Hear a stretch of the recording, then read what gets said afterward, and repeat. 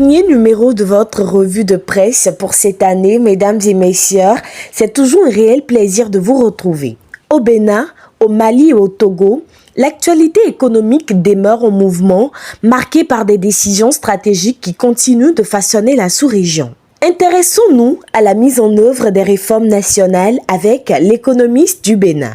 De l'industrialisation à la modernisation des infrastructures, le Bénin a consolidé sa trajectoire de résilience économique grâce à une mise en œuvre cohérente de réformes structurantes. La GDIZ s'est affirmée comme un pôle industriel dynamique, attirant investissements, distinctions internationales et commandes d'envergure, tout en favorisant l'emploi local et la transformation des matières premières. Parallèlement, les transports, les infrastructures culturelles et touristiques, ainsi que les grands chantiers urbains ont renforcé l'attractivité et la connectivité du territoire.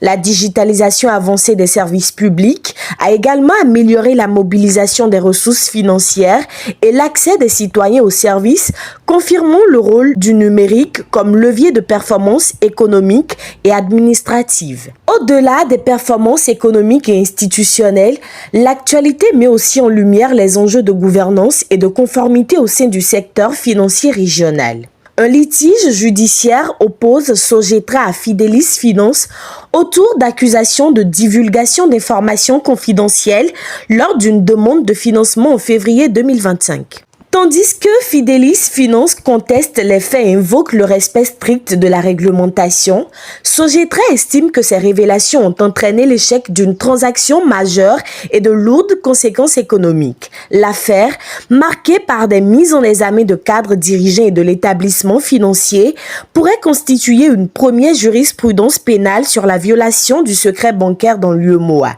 Le dossier, suivi de près, reste en attente des conclusions de l'instruction. Autre actualité, l'administration Trump poursuit ses mesures restrictives visant à contrôler l'accès aux États-Unis.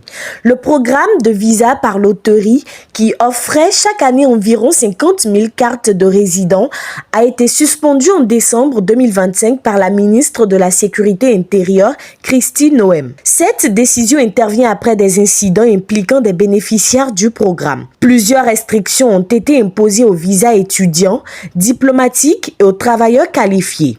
Donald Trump a également lancé une Gold Card, un visa permanent vendu à prix élevé, renforçant ainsi sa politique migratoire stricte. En manchette de l'économiste du Togo, Dr José Kwasi Simenou, président de la Chambre du commerce et d'industrie du Togo, expose les orientations retenues pour renforcer l'accompagnement du secteur privé et soutenir sa compétitivité. Dans son interview, il revient sur son parcours de juriste et d'entrepreneur tout en mettant en lumière les défis du secteur privé togolais, notamment l'accès au financement, la compétitivité et la formation des compétences. Il présente une vision axée sur la modernisation de la Chambre, la digitalisation des services, la mise en œuvre de projets structurants et le renforcement de l'intégration régionale à travers l'UEMOA et la zone de libre-échange continentale africaine. Selon une enquête de presse appuyée par des données de l'INSTAD, du groupe intergouvernemental d'action contre le blanchiment d'argent en Afrique de l'Ouest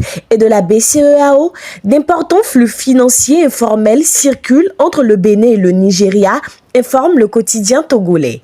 Des milliards de francs CFA transitent chaque année entre les deux pays via des canaux informels de transfert d'argent. Ces pratiques hors cadre réglementaire alimentent le commerce informel, réduisent l'usage des services financiers formels et peuvent faciliter le financement d'activités criminelles dont le terrorisme. Place à l'économiste du Mali. Au Burkina Faso, l'examen du budget de l'État pour 2026 met en lumière des choix budgétaires guidés par les impératifs sécuritaires et sociaux.